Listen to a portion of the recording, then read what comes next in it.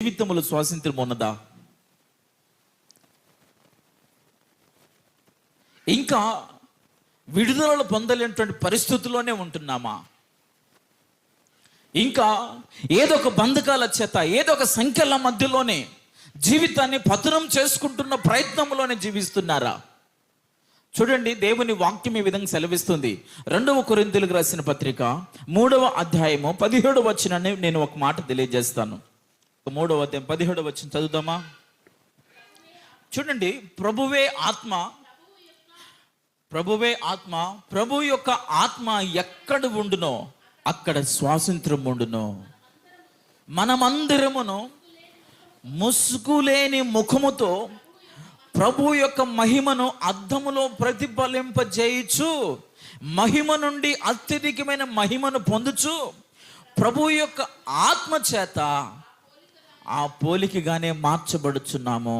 Praise the lord, హల్లెలూయా. పరిశుద్ధ గ్రంథమైనటువంటి Bible మనకు సెలవిస్తున్నటువంటి మాట ఏమిటంటే, ప్రభు యొక్క ఆత్మ ఎక్కడ ఉండునో అక్కడ స్వాతంత్రం ఉండును. దేవునికి స్తోత్రం, హల్లెలూయా. ఈ రోజులలో నిజముగా ప్రభు ఆత్మను పొందని ప్రజలందరూ బంధించబడుతున్నారు. సంఖ్యల చేత బంధించబడుతూనే ఉన్నారు, కానీ దేశానికి కాదు కదా, జీవితాలకు, కుటుంబాలకు స్వాతంత్రత కరువైనదే. ఈ గ్రంథము చరిత్ర కలిగినటువంటి గ్రంథం. ఈ గ్రంథము ప్రపంచ గ్రంథాలన్నిటికంటే, ప్రపంచం ఉన్నటువంటి గ్రంథాలన్నిటికంటే చరిత్ర కలిగినటువంటి గ్రంథం. జీవము కలిగిన మాటలు ఇందులో లిఖించబడి ఉన్నవి. ఎంతో మంది భక్తులు లేఖనాల పరిశోధనల చేత రాయబడిన మాటలు ఇవి. అందుకే దేవుని వాక్యం ఈ విధంగా మాట్లాడుతుంది కదా, ప్రభు యొక్క ఆత్మ ఎక్కడ ఉండునో అక్కడి స్వాతంత్రం ఉండును. మరి మన భారతదేశంలో ప్రభు ఆత్మకు లోబడిన వారు ఎంతమంది ఉన్నారా? ప్రభు ఆత్మ గ్రహించక అనేకులు రకరకాల వ్యసనాలకు, రకరకాల చెడు అలవాట్లకు బానిసవుతున్నారు. కాబట్టి నేటి దినాలలో స్వాతంత్రము మన జీవితాలలో, మన ప్రాంతాలలో కరువైపోయినది. అందుకే వినరాని సంఘటనలు మనం వినగలుగుతున్నాం, జరగరాని సంఘటనలు మనం చూడగలుగుతున్నాం. మన దేశ ప్రజలు నెమ్మది కలిగి, క్షేమం కలిగి ఉండాలంటే దేవుని ఆత్మను పొందిన వారై ఉండాలి. దేవునికి స్తోత్రం, హల్లెలూయా. అందుకే దేవుని వాక్యం ఈ విధంగా సెలవిస్తుంది. చూడండి ప్రియులారా, రోమీయులకు రాసిన పత్రిక 8వ అధ్యాయం 1వ వచనం, క్రీస్తు యేసునందున్న వారికి ఏ శిక్షా విధియు లేదు. ఆమేన్, హల్లెలూయా. ప్రభు అయిన యేసు క్రీస్తును అంగీకరించిన ప్రతి వానికి ఏ శిక్ష విధి లేకుండా ప్రభువే తన ఆత్మతో నింపి వారి జీవితంలో నూతనమైన కార్యమును చేయగలడు. ప్రభు ఆత్మ లేనివాడు వ్యర్థుడు అని లేఖనాలు రాయబడ్డాయి. ప్రభు ఆత్మ లేకపోతే పాపానికి దాసుడవుతాడు. ప్రభువును గుర్తించినంత కాలము, ప్రభు రక్తంలో కడగబడినంత కాలము నీకు రక్షణ, స్వాతంత్రము లేదు. ప్రియమైన దేవుని బిడ్డలారా, ఈ స్వాతంత్రపు జీవితంలో, నిజమైన స్వాతంత్రము నీ జీవితంలో, నీ కుటుంబంలో నీవు అనుభవించగలుగుతున్నావా?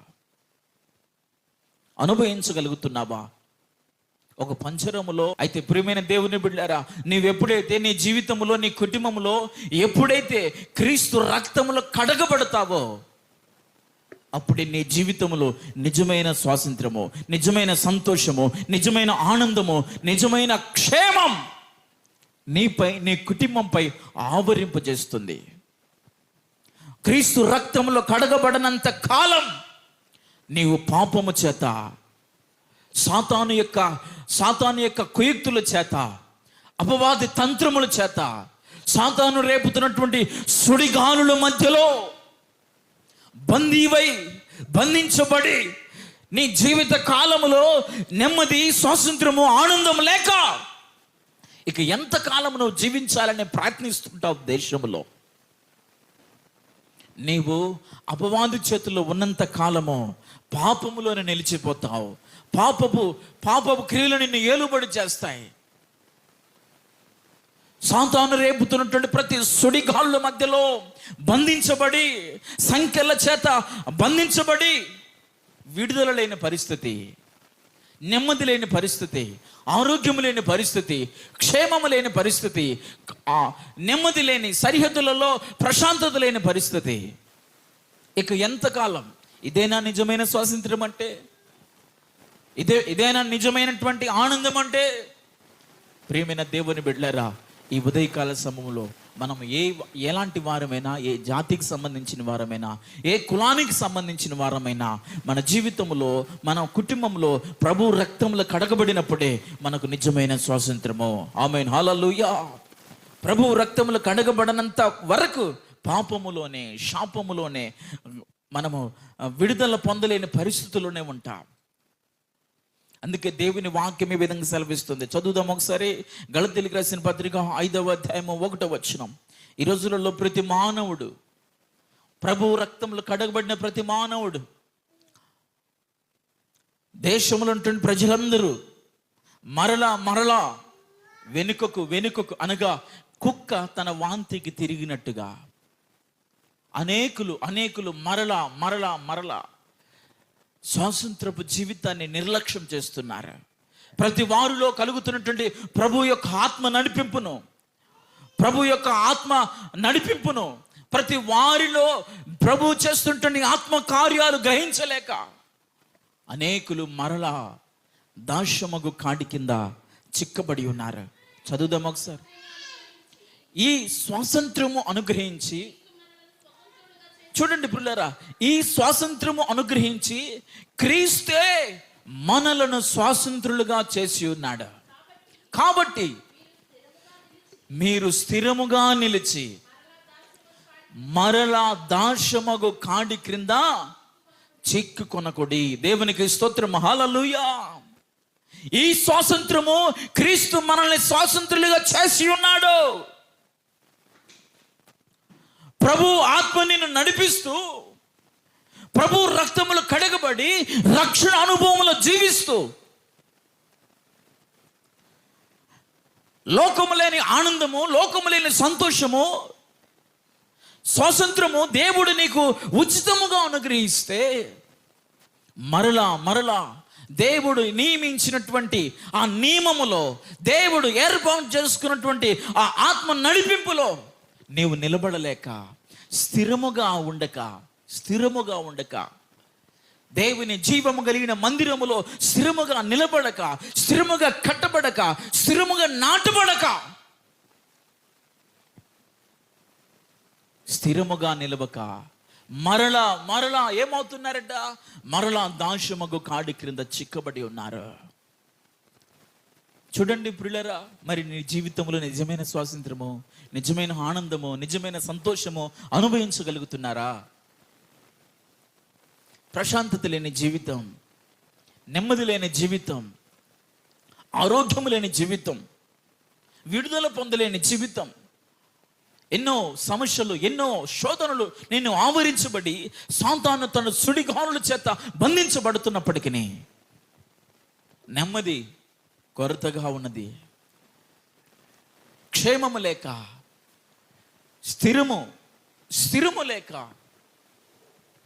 మరలా కుక్క తన వాంతికి తీగినట్టుగా ఈ రోజులు, నేటి దినాల్లో చాలా మంది స్థిరముగా ఉన్నటువంటి ప్రదేశము నుండి కదిలించబడుతూ, కుడికి ఎడమకు త్రొట్టిల్లుతూ, నీలో స్థిరత్వం లేనంత కాలము నీలో స్వాతంత్రం అనేది నిలుచునా?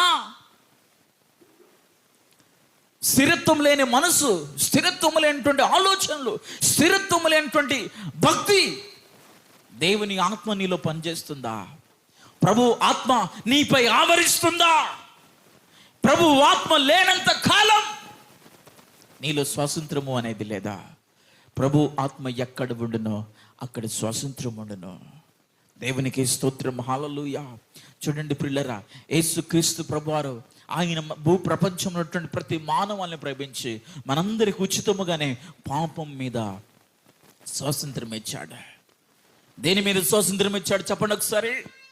పాపం మీద స్వాతంత్రం ఇచ్చాడు. పాపిష్టి క్రియలను జయించడానికి స్వాతంత్రం ఇచ్చాడు. ఆయన పాపమును జయించినటువంటి జయశీలుడై ఉన్నాడు.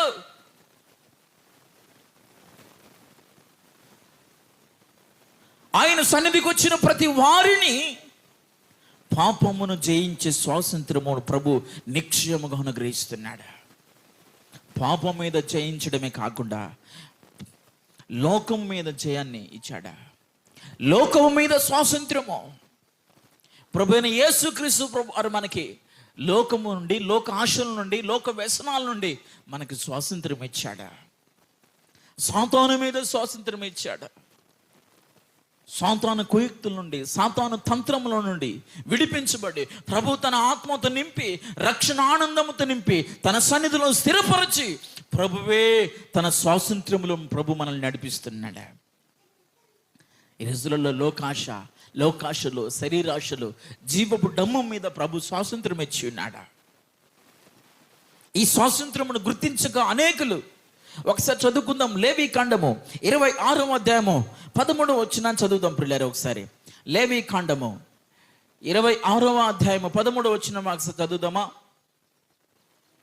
చూడండి, చివరిగా ఒక మాట నేను మీకు జ్ఞాపకం చేసి నేను ముగించబోతున్నాను.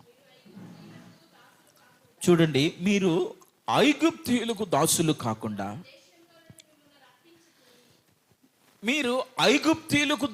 కాకుండా, వారి దేశంలో నుండి మిమ్మల్ని రప్పించి తిని, నేను మీ దేవుడనై, మీ దేవుడైన యెహోవాను, నేను మీ కాడి పలుపులను తెంపి, చూడండి, నేను మీ కాడి, జాగ్రత్త గమనించండి ప్రియులారా, నేను మీ కాడి పలుపులను తెంపి మిమ్మల్ని నిలువుగా నడవజేసి తిని.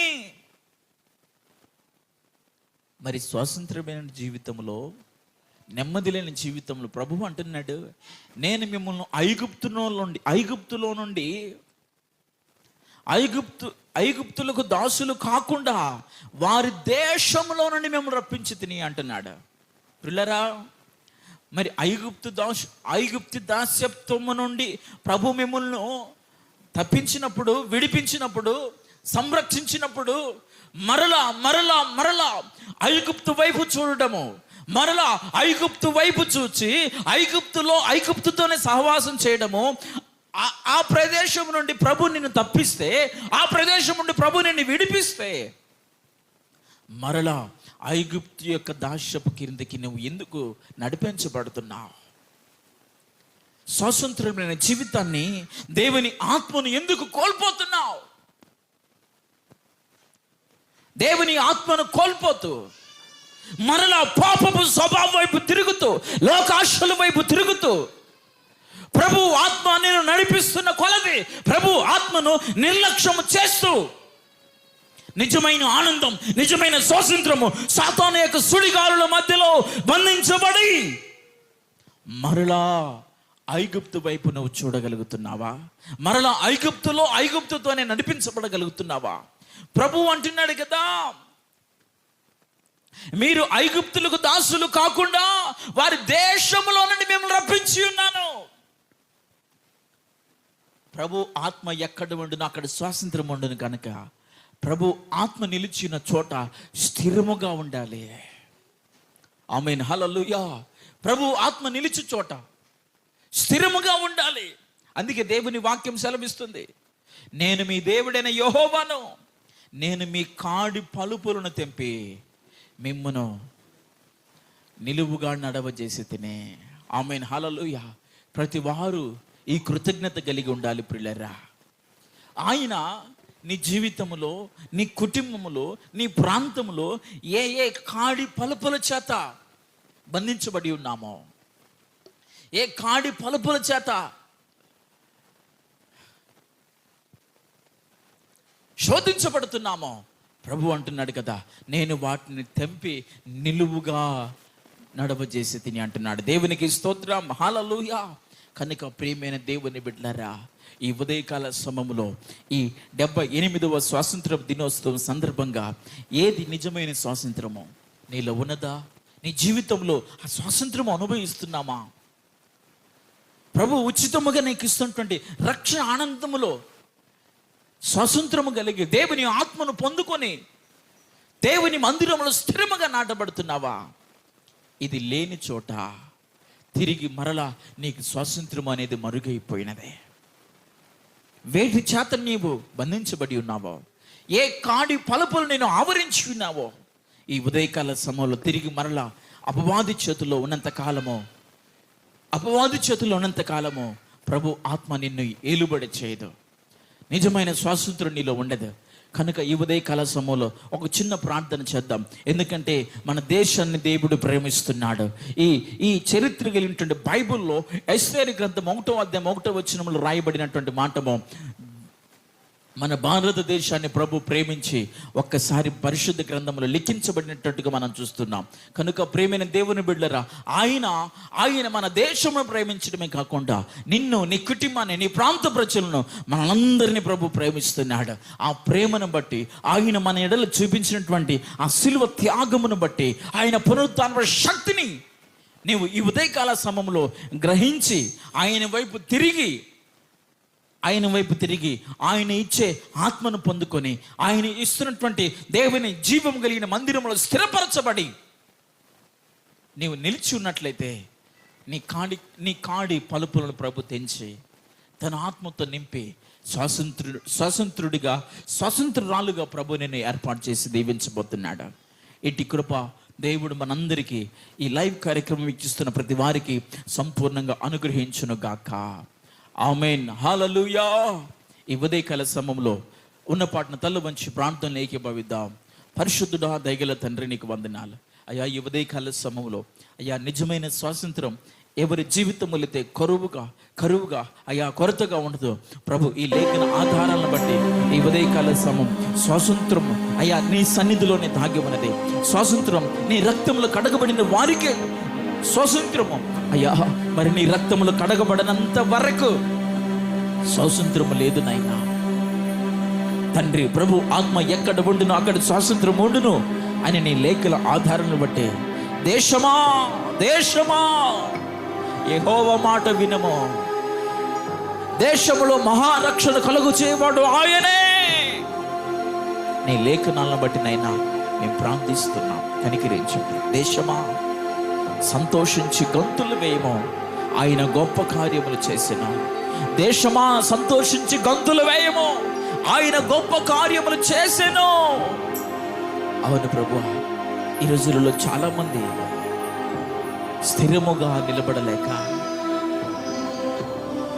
దాస్యమగు కాడి క్రింద చిక్కబడి ఐగుప్తు దాస్యత్వానికి మరలా తిరగబడుతున్నారు. నీవు చేసిన మేలులు, నీవు చూపించిన ప్రేమ, నీవు చూపించినటువంటి త్యాగం మరిచిపోయి కృతజ్ఞత లేని వారగా అనేకులు భ్రష్టులవుతున్నారు ప్రభు. ఈ ఉదయకాల సమయంలో తండ్రి, మా దేశమును మీరు రక్షించండి, మా ప్రాంతాలను మీరు రక్షించండి. నీవు ఈ దేశము కొరకు చేసినటువంటి ప్రాణ త్యాగము, దేశమును ప్రేమిస్తున్నటువంటి ప్రేమ ఉన్నతమైనది తండ్రి. నీ బిడ్డలు అట్టి ఉద్దేశము, నీ ప్రేమను, నీ త్యాగమును గుర్తించి నీ రక్తములు కడగబడిన వారుగా నీ రక్షణ ఆనందం చేత నీ సన్నిధిలో స్థిరపరచబడి నిజమైన స్వాతంత్రం నీ బిడ్డలకు స్థిరముగా నిలుచును గాక. ప్రతి వారి జీవితములో కాడి పలుపులు యేసు క్రీస్తు నామములో తెచ్చబడును గాక. ప్రతి జీవితంలో, ప్రతి కుటుంబంలో మా దేశంపై ఉన్నటువంటి సాతాను యొక్క సుడిగాలులు, సాతాను యొక్క కాడి పలుపులు యేసు నామములో తెచ్చబడును గాక. కృప సమృద్ధిగా ఇచ్చి మేలులతో నింపండి. నీ పరిశుద్ధమైన రక్తం దేశమంతా ఆవరించబడును గాక. దేశ ప్రజలు యేసు క్రీస్తు నామములో పరిశుద్ధమైన రక్తము చేత తడపబడుదురు గాక. దీవించి మేలులతో నింపి మహిమ పొందమని ఈ ఉదయకాల సమయంలో ఈ పరిచర్యను, ఈ సంఘాన్ని మీరు దీవించి ఈ ఉన్నతమైన ఆశీర్వాదాలకు పాత్రలుగా చేసి మహిమ, ఘనత, ప్రభావములు ఆరోపించుకోమని సర్వశక్తుడైన యేసయ్య పరిశుద్ధమైన నామములో ప్రార్థించి సమస్తమును పొందుకొని ఉన్నాము తండ్రి. ఆమేన్, ఆమేన్, హల్లెలూయా. మంచిది పిల్లారా, ప్రభువైన యేసుక్రీస్తు నామములో మీ అందరికీ వందనాలు. నా భారతదేశమా ప్రియ యేసుకే భారతదేశమా